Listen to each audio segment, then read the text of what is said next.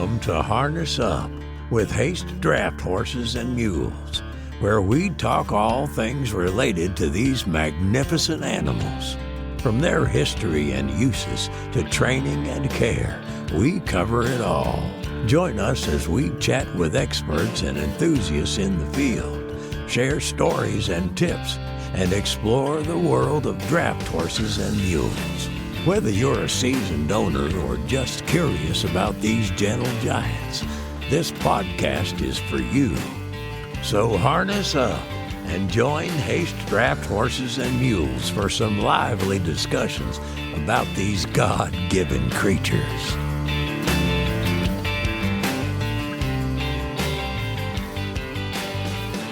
Good afternoon, folks. Stephen Haste here, Harness Up Podcast with Haste Draft Horses and Mules. How's everybody doing today? Hope you all are having a wonderful day today. We're here in Liberty, Kentucky, and Mr. Enus is at his place, and we're going to record a podcast with you guys. And a lot of y'all may know Mr. Enus as the Amish Rebel. If you've seen YouTube, he's got a channel on there. He does a lot of things, and super good YouTube channel. We'll dig into that later, though.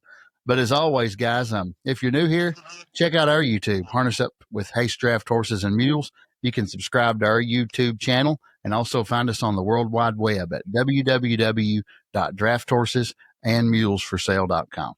All right, guys, we're going to dig in. I've got the Amish Rebel here with me. How are you doing today, sir?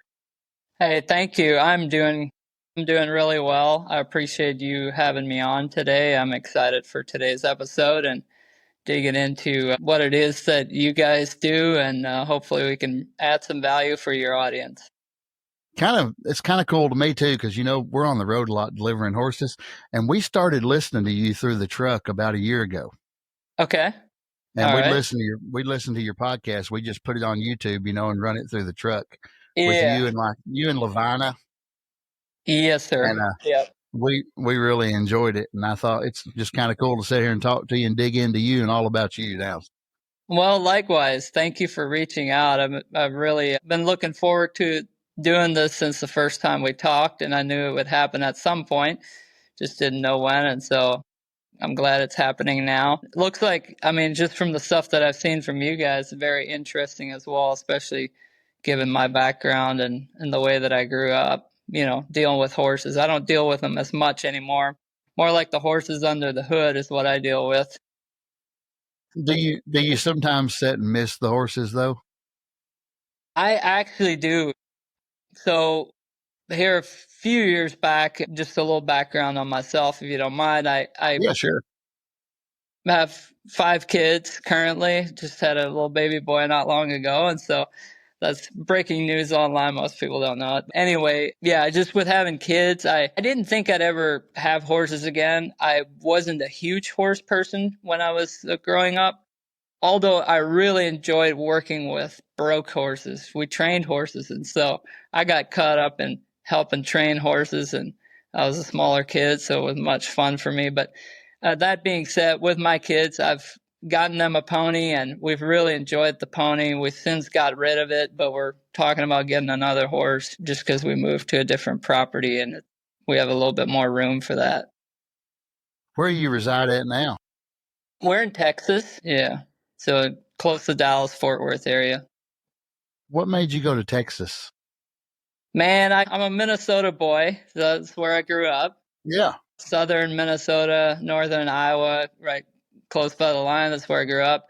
And I guess I moved from Minnesota to Ohio, and I realized there is a different climate that feels a little bit better than all that cold winter. And so when my wife and I met, she's originally from Ohio. We immediately started talking about, why don't we go to a warmer climate? Because all these people complain about how cold it is, but they just keep living here. And so I know you're not familiar with that, being from up north. Yeah, I've been up north a lot. I've been to Minnesota. My wife's from Montana. Wow. So, okay. Yeah, it gets cold up there. I know what cold is. Not cold in Kentucky right now, but we get cold here, but nothing like brutal Minnesota winters. Yeah. Yeah. It's just harsh. Yeah. It's, especially, I don't know if you experience this. Like, I'm not old, but I'm a little older than I used to be. Yeah. And the older your body gets, the more you feel that cold in the wintertime. Is your wife ex-Amish too? She is actually, Okay. she is former Amish. Yep. She would be considered like came from the older community Okay. Amish. So, yeah. Holmes County area, probably somewhere. Yes. Berlin All right. area is where she grew up. We're in that area a lot. I go about every week. Oh, okay. That's great. So I actually got to go tomorrow and get horse-drawn mowers Wow. in Fredericktown, and then I got to go up north there into Millersburg and get to Weaver Wagons. Okay. Yeah. Very familiar with that area. Yeah. So you've been out of the Amish how long? I have been out for, let's say, 15, 16 years. I mean, time flies so fast once you have kids. It's like it's hard to keep track. But yeah, I've been out for quite a while. I left when I was 19. Do y'all still speak Dutch at home some? We do, yeah. I actually, so little side story on our family. Like we adopted our 3 oldest children, and so I've been teaching them some Dutch, and they love it. I mean, they think it's funny because they didn't grow up around it. But yeah, What's your profession now? Well, I have a roofing company / construction, so I do that. But then I'm also getting more serious about the podcasting space. I really want to make a difference when it comes to helping the young Amish folks that leave. That's what I'm currently. I guess it's kind of my way of like, I've been out long enough now. I see a lot of kids getting out. You know, some of them make good choices, but a lot of them don't. And so I'd love to be able to. It's just like any other person. There's good and bad, whether you're Amish or what you are, English, Amish, whatever. Absolutely. If you can make a difference in someone's life by doing something little as anything, it helps, Yeah. Yeah. That's good. Yeah, I've had just the way coming out of the Schwarzentruber, and you probably know a decent amount about the Schwarzentrubers, dealing with them. They're pretty hardcore when it comes to, and that's why I'm trying to educate people. It's like, you can't really just put all Amish in one group, because it's not fair, because the Schwarzentroopers, they have their harsh set of rules, and they are a lot more strict. And so it's coming out of that and having, learned what I've learned. It's been a long journey, but I'd love to be able to help other kids come out of that as well. A lot of the Amish, some people talking about horses in general, a lot of people on my shit, like my channel and stuff, oh, Amish are mean to horses. All Amish are bad to horses. And going back to what you said, not all Amish are the same. I tell them all the time, listen, Amish are Amish, English are English. Everybody's different. You can't judge one Amish by all of them. And some of the Amish I know are the nicest people to their horses you'll ever meet in your life. Yeah. And some of them not, just like people like me, Yeah. Yeah, I think we did an interesting title in which I knew it would draw. It would have a mixed audience of comments, and the nasty ones and the good ones and everything in between. But we just talked about the Amish, like animal abuse, and is there animal abuse within the Amish? And I did see some of that growing up Amish, and honestly, I believe a lot of it was, at least in our community, was a lack of education, a lack of understanding, and a lack of respect for animals. Like, we were just not taught. We didn't know you should, treat horses a certain way. You should treat animals a certain way, even though we were much more gentle than some of them were. And so there are some that abuse their animals, but I feel like at large, the animals are taken care of very well. I mean, a lot of them have big, fancy, nice barns, and beautiful stalls and stuff like that. So it's Nowadays in the horse market, the horses cost so much, they better take care of them. yeah. It's a little different than probably what it used to be. For sure. Like, to look at what horses they're bringing now, my nephew and I were just talking about this. It's ridiculous. It's great. It's awesome that people love horses that much and that they want to spend that much money on them, especially for what you do. Like, that's a great deal. So, but it's like completely different from what it used to be when we were kids. You pay $500 to $1,000 for a horse. If you paid $1,500 for a horse, it was like, man, you got an expensive horse.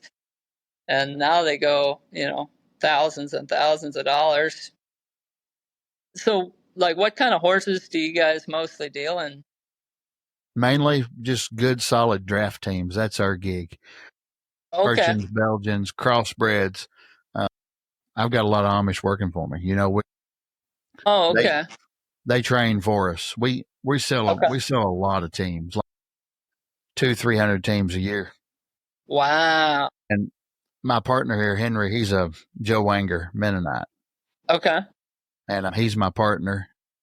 We got Amish we trust all over Ohio, Indiana, different places, and they work horses for us. And then we go back and get them, sell them. Okay.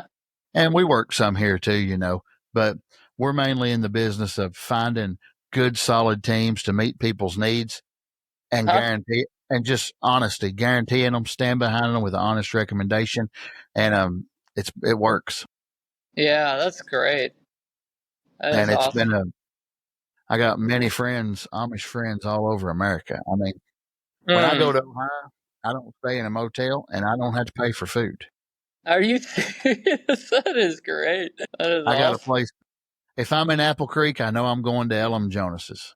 Did you ever hear about Elam Jonas? I have not, no. There's a lot of names that I'm sure you could throw out. I don't know. You probably know there's like a lot of them, they leave and they try to separate themselves from and that was me for so many years. And look at me now. I do this all the time talking about I'd say if me and you really sat down and dug, though, we'd know a lot of the same people.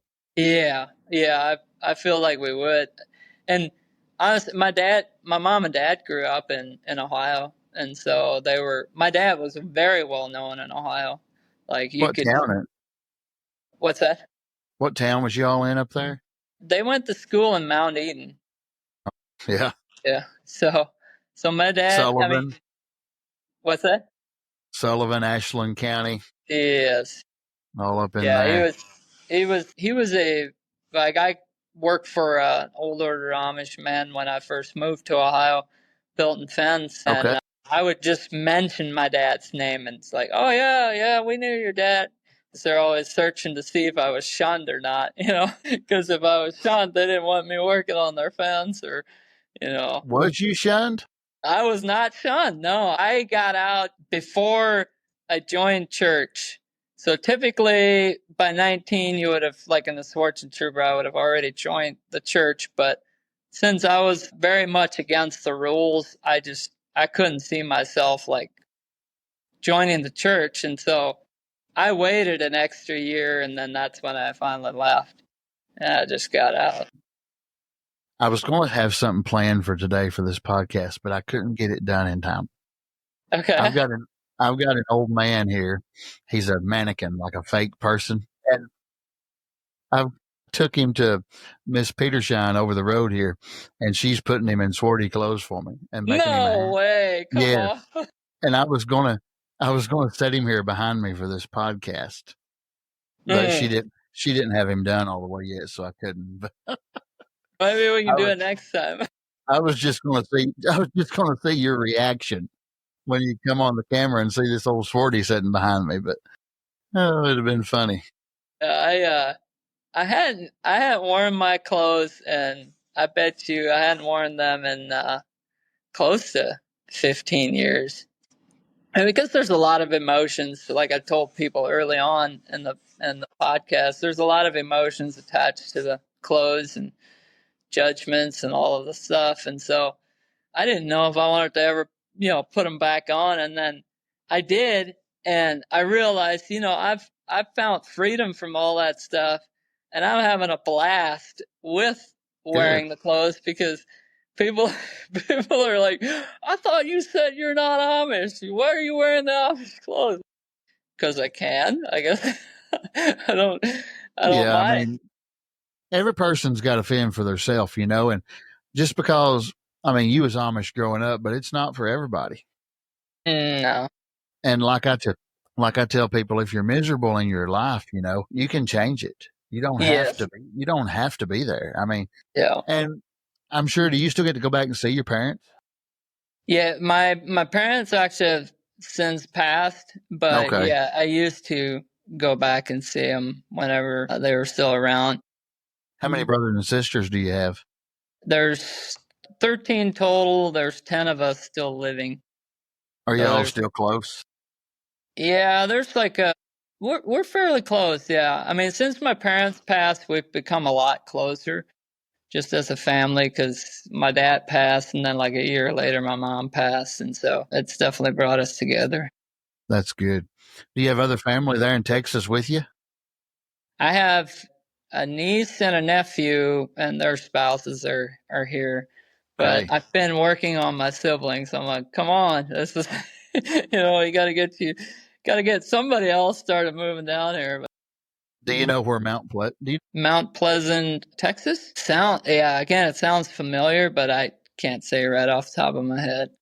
Texas is huge, but it is huge. Yeah, it's just it'd be east of Dallas, about 30 miles on 30. Oh, yeah. Yep. And we did a podcast, or we did not a podcast. We did a draft horse clinic there for Prefert Manufacturing at their ranch.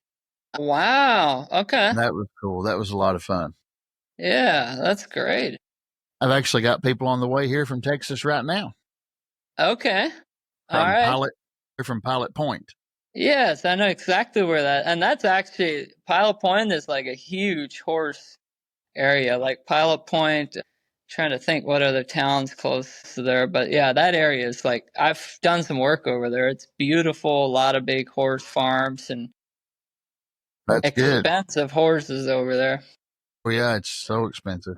Yeah. They're coming up to buy a team of halflingers from me. Did you ever drive a halflinger? Wow, yes. Yeah. I don't have any specific memories of a halflinger, except it was a good horse.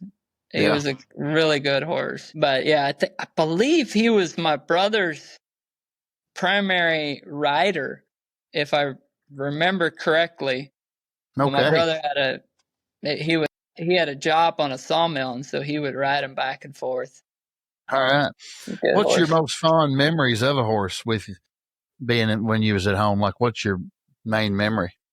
Man, we had this team, and I was trying to remember their names before I came on. I think it was Chenny and Chill, if I remember right. And they were a team that our best team we ever had that I remember of. Fond memory of them was just like them working together. I try to teach my boys this now, like work together as a team and don't pull against each other. But just as you know, like a good team of horses is a team that when the pulling gets hard, like they both lean in and work together. And that team of, what's that? They got to. Yeah. Well, to be right. I guess that's what makes them a team. But then you got some that you try to put together as a team, and one pulls and the other one flies back, and the other one pulls, and it's just they don't sync together. Yeah. But that team they would pull the milk truck out in the middle of the winter. Whenever he couldn't get out, we'd hook him up and they'd pull him out. Maybe you was on that. Maybe you was on one of those videos on YouTube. You seen that? The Amish teams pulling the trucks out of the snow up north? Yeah. Oh man, that was some good videos. I seen an Amish pull. I was up in Port Fairfield, Maine. Okay. Eastern Maine. There's a Amish community up there, and a close friend of mine, Plum Yoder, moved from Sonora, Kentucky to Fort Fairfield, Maine in in 2015, and I went up there to visit him. And Okay. I never seen so much snow. And they pulled a truck out of the ditch while I was up there with horses. Wow. Okay. So, you ever been to Maine? I have, yes. I've actually, Beautiful. yeah, it is. It is really beautiful. I had a question come to my mind I was going to ask you, and it slipped my mind totally. These podcasts sometimes are difficult to do because you're while the other person's talking, you're thinking of the question you're going to ask. I've gotten accused of interrupting people online. I'm like, well, I don't really know how else to do it. Like, I remember, I mean, yeah, there's a respectful way, but I don't know how those guys do it. That just like everything just lines up. But yeah, I know what it is. I know what it is. Explain this, okay? I've asked a lot of people this. Now, people bale hay with horses. You all out there know. Yes. A lot of people use power forecart, and they hook the hay baler to the PTO forecart and drive the horses through the field and bale hay just like you would with a tractor. Okay? Yes. The Schwarzentrubers, they're not allowed to pull the baler. Yep, that's correct. And what? In fact, we were not allowed to take the baler out in the field. So we were supposed to, if I remember this right, we took the baler out in the field one time and we hauled the hay we loaded it and then we hauled it to the end of the field, and that's where the baler sat. And then we unloaded it there and we ran it through the baler. If I remember correctly, that was like debated whether that's like acceptable or not. And again, it goes back to, I wish I'd have a better answer for you guys listening, because to me, it's like, yeah, I grew up that way and there's all these rules. But when you like sit down with the preacher and like, okay, why do we do some of these ridiculous rules? Like, explain to me. The only definitive answer they can come back with is, well, our forefathers did it. I'm like, well, so if your forefather leads you into the lake and you drown, you're just going to follow him there? Like, come on, let's be real here. But I understand a lot of their rules. Like, they're trying to be conservative. They want to keep the same traditions over and over, which I respected. I mean, the thing to me is, though, they agree to it. You don't have to agree to it. You don't have to be there, and you don't have to be with them. If you don't like the way they are, you can leave. Look at you. You didn't join church. You didn't like it. So you went your separate way. Yes. Yeah. And you look like you're living a good life. Yeah. We really enjoy our life. I mean, I just couldn't see myself being, I guess I was too curious. That's why I'm not Amish anymore. Just too curious about it. I'd be the same way. I couldn't do it. I didn't leave home much when I was young. When I was a young man, my dad milked cows, we had a dairy. And when I was real little, we had an egg farm. We sold eggs and raised tobacco. And my dad never drove a vehicle. He never got a license. Wow. Okay. My mom worked. So daddy stayed home and worked on the farm all the time. So I was home with daddy. I went to the beach maybe one time when I was growing up in like 8th grade. And until I graduated high school, I never left the state. Wow. Okay. We just didn't go nowhere. We stayed home and worked. Yeah. And I tell people, they say, was you raised Amish? No, I wasn't, but I was raised a real simple life. Yeah. That's very We stayed home and milked cows, and we didn't have satellite TV till I was like 15. No way. Yeah. We stayed home and worked. Each other was our entertainment. We talked and all of our family would come over and visit. And I do kind of respect that about the Amish and the plain people. Yeah. It's all about a cell phone now. Yeah. The face-to-face conversations is done. Yeah. Yeah. People are. Go ahead. That's one of the reasons why, like the Mennonites here and some of the Amish and things. I think that's one of the reasons why they don't want people getting like cell phones and texting and stuff. They don't want to take away that face-to-face communication. Yeah. And I understand that if it's done in a healthy way. Yeah.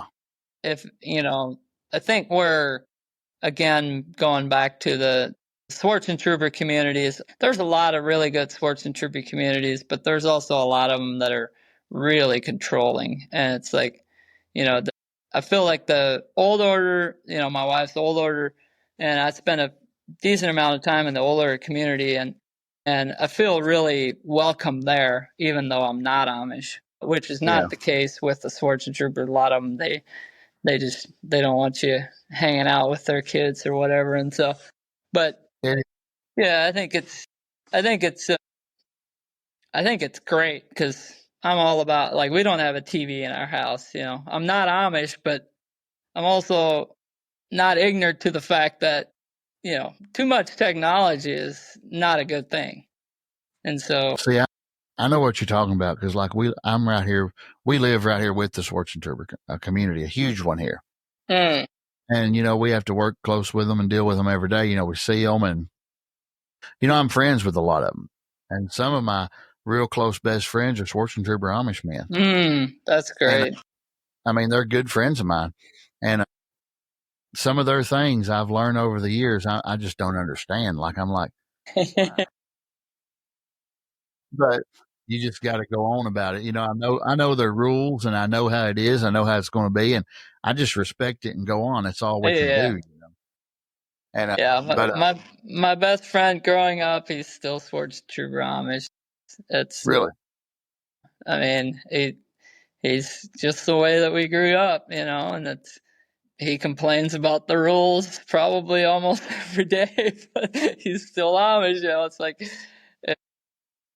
to me, it just, I think you're absolutely right, and I think that's the way that they choose. A lot of them choose to live that way. Like, they decide, well, I'm here, I've agreed to follow the rules. I'm just going to go along with them. And I have a brother that's still Schwarzentruber Amish as well, and he talks about the same thing.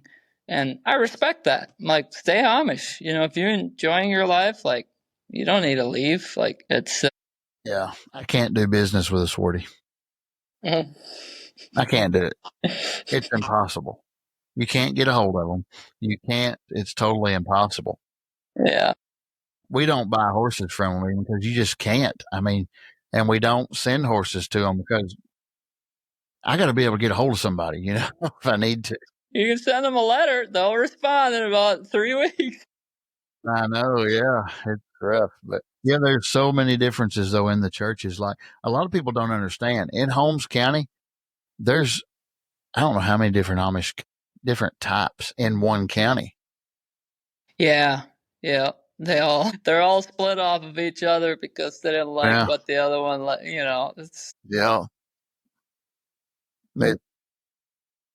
I like to eat, though, Amish food. What's your favorite memory at home of the good cooking? Oh, man. I'm going to tell you what mine is when you tell me yours. Okay. Go ahead. Tell me what yours is. I'd love to hear yours. Well, I'm talking like eating with Amish people. I'm gonna surprise you here. Dutch and Dagley tomatoes. Wow. Okay. Yeah. Not even coffee soup, huh? No. I tell you what, I will say that I'll tell you a funny story about the coffee soup situation. So okay, you tell yours, and I've got a funny coffee soup story for you after that. Okay. All right. First, I'll tell you what my favorite memory about food is. My mom baked, and every Saturday we would take the horse and buggy, the Surrey, full of baked goods out beside the busy highway. It's about 7 miles away, and we would sit there all day long with quilts hanging on the clothesline and baked goods, and we'd have these big buses and whatnot stop in and buy stuff. That's my favorite memory about food, because she'd bake, and then of course all the imperfect cookies and pies and stuff got left behind. We got to eat them. Yeah, that's right. But coffee soup, we had some non-Amish people over, and they wanted to try this coffee soup we were talking about all the time, and we had for breakfast almost every morning. And basically, it's a glorified latte with way too much sugar in it, and then you put sody crackers on it. And some people make it with bread, but we always had crackers. And if we were really poor, we had bread because mom could make that at home. We wouldn't have to buy it. And so they wanted to try this stuff, and it was a couple, and they both tried it, and they're like, no, never again. We won't eat coffee soup ever again. We thought that was pretty comical. My first coffee soup experience was in Navarre, Ohio. Wow. Okay. I went up there and I was helping some people, and I went to look at something. It was a buggy or something at a guy's house he wanted me to come and look at. And they said, do you want breakfast? I said, well, yeah, I ain't going to turn it down. I always eat. So I went in there with them, and they was eating coffee soup. And you know what they put in it? Sausage. Yeah. and the crackers. They must have had a good week because they had crackers that week. Yeah. And I kid you not, Enus, they was filling it full of mustard. Man, no. They ruined And that mustard was floating in that coffee soup. No. I lost it. I couldn't eat it. That was like never again. Yeah. Never. Okay, so let me ask you this from an outsider's perspective then. Like, what caused you to keep asking for food after that? Because, well, I had a lot of it, and I knew it was good. I knew their cooking was good. Like, every time I used to go to Sullivan, Ohio. John Kime lives there. His wife, Esther, she passed away a couple, 2 or 3 years ago. I could go up John Kime's house. He's a good friend of mine. He's an old dog. He's like 65, something like that, 70. Okay. And some of his kids live here close to me in Liberty. Okay. So I'm close to the family. And even over in Sonora, Kentucky, and different places. Esther, every time I went up there, she knew what I wanted. She would have me a cherry pie made with cream cheese in it. Wow. Yeah, that's good. I could sit there and just eat and eat and eat. It was so good. And have you ever heard of something they make a lot? It's leftovers all through together. It's like yeah. Some of them call it a haystack. Yeah. Yeah. We would have that quite a bit at our house because, again, when you're poor, that becomes more of a normal thing where you're throwing everything together. And so I felt like mom was always doing that. And sometimes it was really good and sometimes it was horrible. I'm going to tell you something, though. That Schwarzentruber bologna recipe is the best there ever was. Yes. And in the smokehouse. I love it. Yeah. We still buy it to this day. I love their canned meat, too. Like, I got to eating their canned chicken and their canned hamburger meat. And it's got a different taste. That canned meat has a different taste than frozen. Yeah, it does.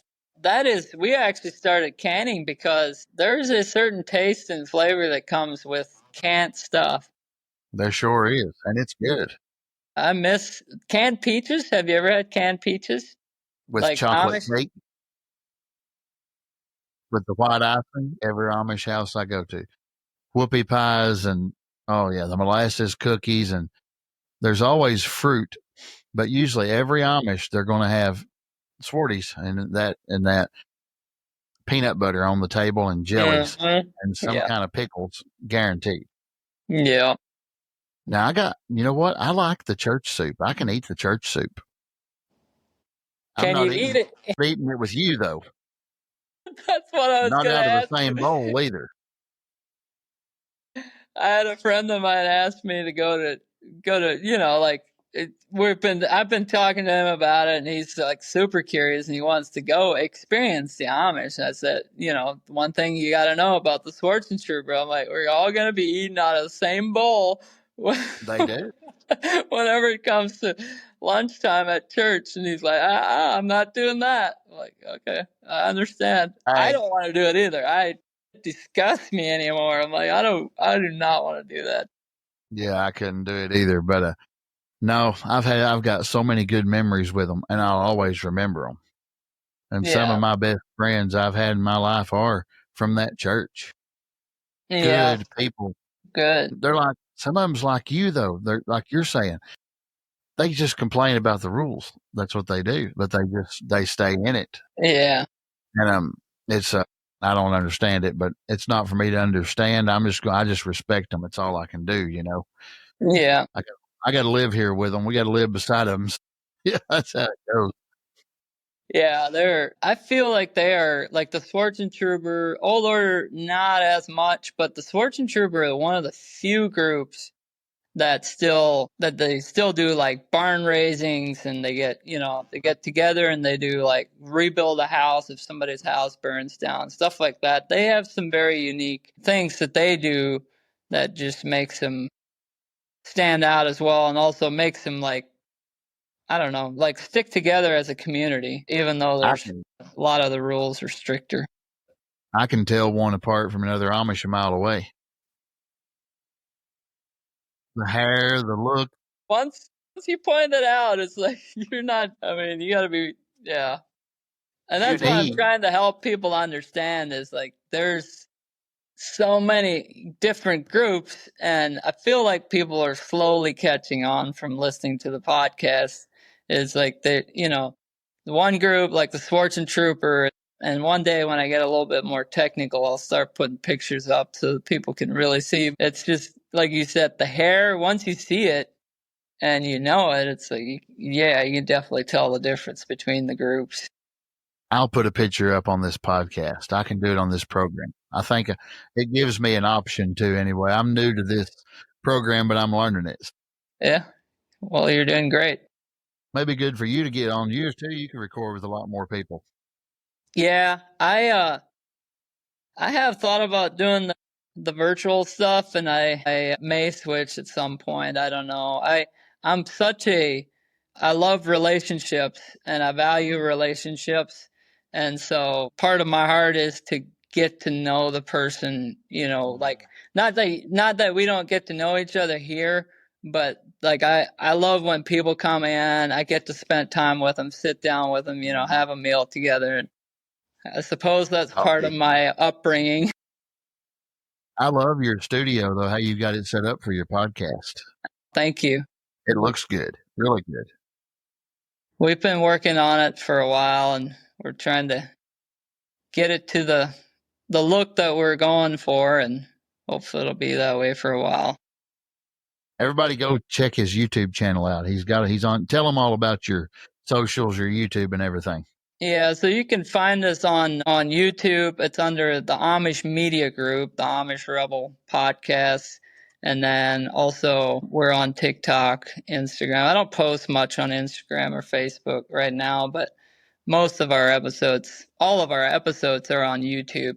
And you can check them out there. Some funny videos, entertaining stuff on TikTok if you want to check that out. You know what you need to do?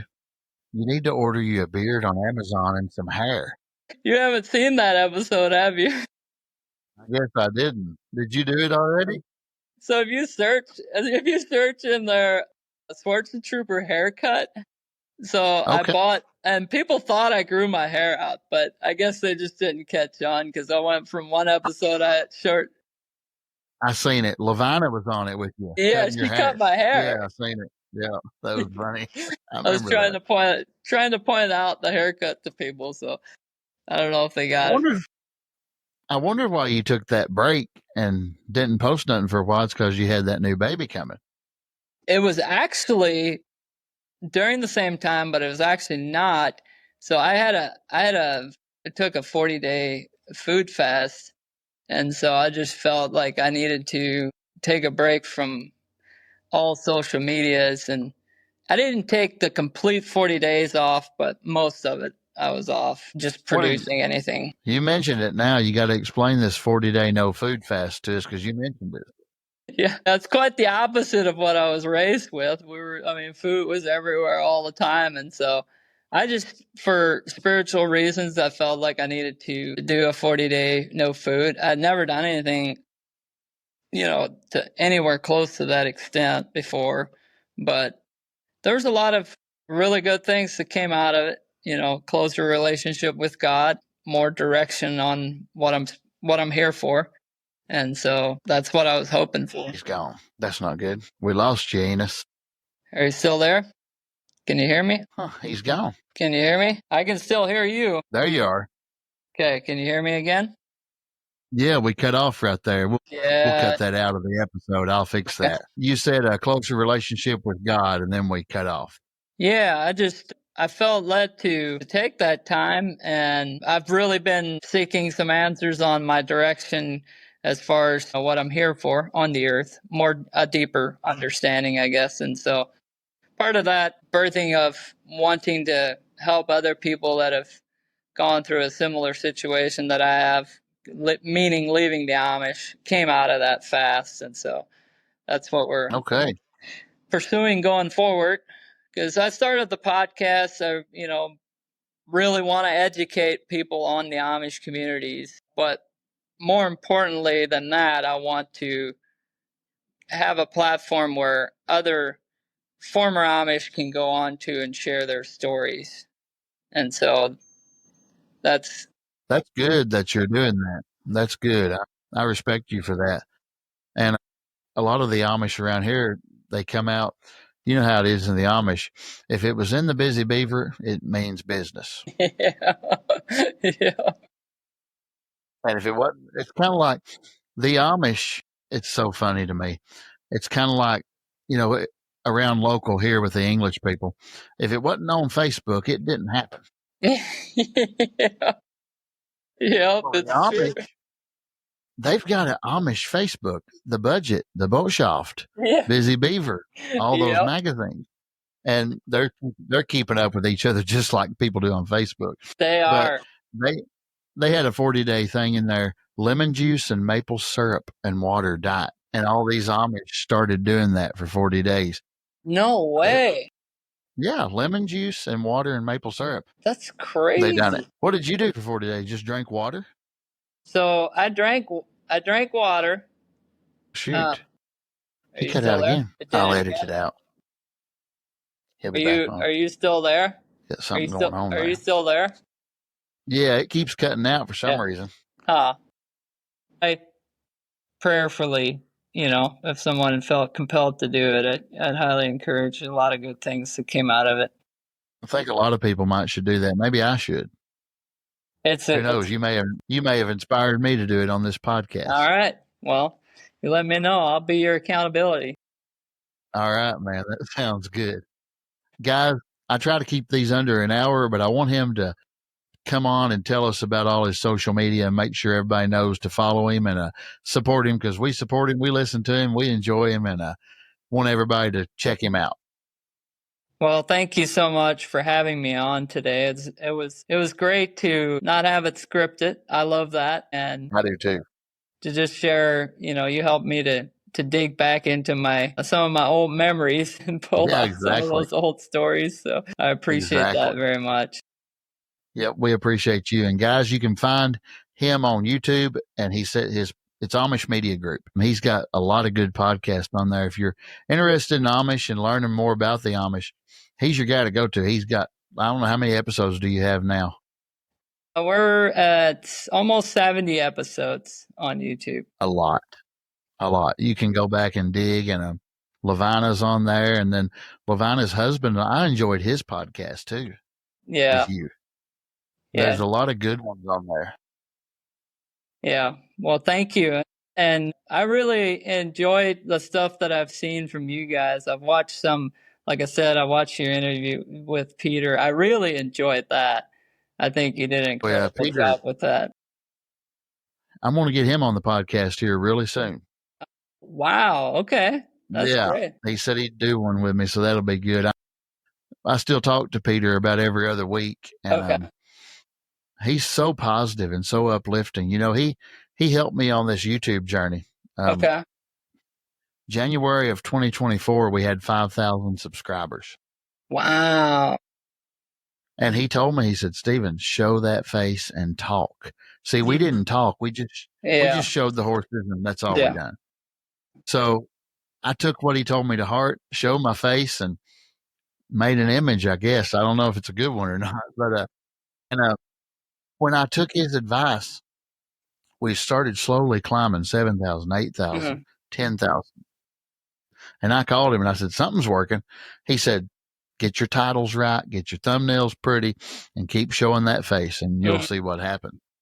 Well, I went to bed one night and woke up and it went from 20,000 to 40,000. Wow.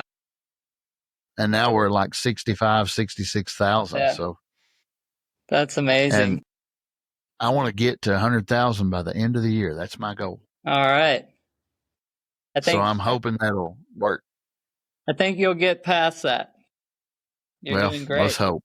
Yeah. I want that plaque to put on my wall. Do you hear that, people? Make sure you share his podcast. That's right. Make sure you share his channel. It's got, if you're into horses at all, honestly, if you're not into horses, it's very entertaining to watch what you guys do.